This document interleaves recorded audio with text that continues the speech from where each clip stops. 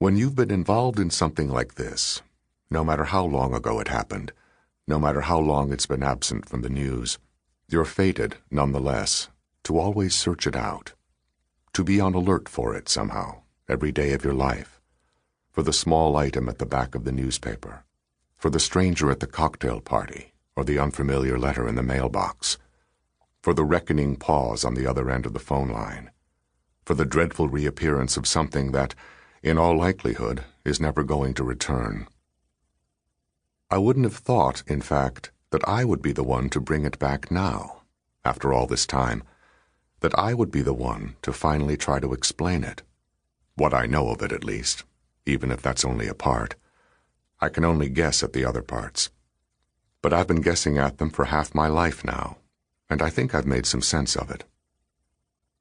Honestly, I don't know what will come of this, who will find pain in what I say, and who, in a certain manner, solace. It isn't only that Senator Henry Bonwiller is dead. His death was melancholy news up here, of course, but it's not the only reason I've set out to tell this. The other part is my children. That's something I'm certain of.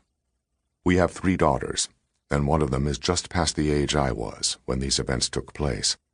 And I must say, I feel a certain relief that nothing similar has shadowed any of their days. But I also know that you never stop worrying that it will.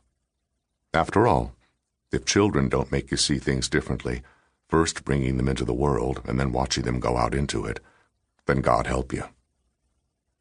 The crowd at Senator Bonwiller's funeral was even bigger than I expected. Probably 600 people at the morning eulogy, more if you count the uninvited crowd on the sidewalk in front of St. Anne's, standing under the shade of the sycamores and fanning themselves with their newspapers, and at least 1,000 at the burial, which was open to the public that afternoon at St. Gabriel's Cemetery, not too far away and not much cooler than in town. St. Gabriel's is in Islington Township, and although no other famous men are buried there, Islington Township is where Senator Bonwiller was born and where he lived until ambition moved him along. I suppose it must have been his wish that he rest there in the end. It's also where his parents and brothers lie. His wife is buried 1,000 miles away, in Savannah, Georgia, with her own parents, and there was no doubt some whispering about that fact. Henry Bonwiller was a complicated man, to say the least. I knew him to a certain degree, not well enough to know what he would have felt about the grave arrangements, but more than well enough to know he would have been happy about the crowd. It was a Saturday in late September. A heat wave had killed lawns all across the state, and the smell of rotting apples was drifting up from the meadow. The graveside service had just ended, and we were still crowded beneath the shade of the great bur oaks, whose grand trunks rise evenly across the cemetery lawn as if by agreement with one another. There seemed to have been agreements about other things as well. The New York Times gave the news an above-the-fold headline on page 1 and a 3-column jump in the obituaries, but their story only included a single paragraph on anodyne energy and not much more on Silverton orchards. The Boston Globe ran an editorial from the right-hand front column under "The Country Mourns" and ended with, "This is the close of a more beneficent era." But it didn't do much more with either bit of history.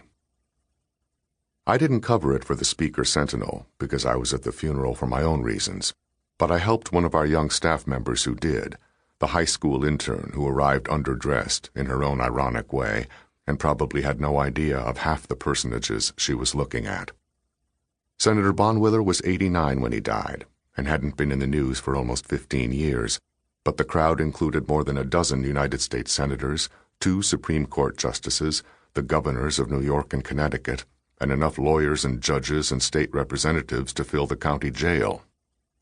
I also saw what looked like an entire brigade of retired state police officers, decked out in their old satin-striped parade uniforms. But so many of them were leaning on canes or sitting in wheelchairs that you might have thought Henry Bonwiller had been a small-town slip-and-fall lawyer, and not a man who, if certain chips of fate had fallen certain other ways, might once have been President of the United States. The intern from the Speaker Sentinel was named Trieste Milbury. Trieste and I have had our share of go-arounds since her arrival at the paper, And to tell you the truth, I was wishing that afternoon that I worked at a bigger outfit, perhaps one where the publisher wouldn't find himself at a funeral with the intern. But that's the way the Speaker Sentinel is. We like to send our own people on stories, even if the wire services have us bound and tied. We're the last of the local dailies not to have sold to McClatchy or Gannett or Murdoch, and though we recently stopped publishing on Sundays, we still put out a very good morning edition the other 6 days of the week, a paper that we write ourselves and have for more than 100 years. I'm proud of that. Though I suspect that it, too, is coming to an end. That's just the way it is up here in Carroll County. It's been 10 years now since the hardware store had the name Delaney & Sons on it, and the bakery had the name Cleary Brothers, and 15 since the Starbucks in Carroll Center convinced the descendants of Dutch root farmers to speak Italian at the cash register. Senator Bonwiller was the one who lured IBM up here in the first place, and once IBM arrived, it wasn't long before DuPont and Trane and then Siemens followed. And that was the beginning of the way things have turned out now, with our Crate and Barrel and our Lowe's, and the news of an IKEA opening by spring, all the way up here in what used to be lonely country. Plenty of people are grateful to Henry Bonwiller for that, and plenty are not. Trieste Milbury's parents, I think, are among the latter. She lives with them in the failed farmland 10 miles to the north of town, in a trailer on the edge of a drained bog that was allowed to refill in the 1980s after wetlands protection legislation went through, Senator Bonwiller's doing again. That part of the county isn't as sophisticated as some of the areas to the south, which are dotted now with horse farms and gentlemen's estates and carriage houses painted historic red. But even so, there aren't many other trailers where the Milburys live. They're educated people. Trieste's father was once a chemist for DuPont, but Trieste, I believe, is the only one of them who goes to work in the morning.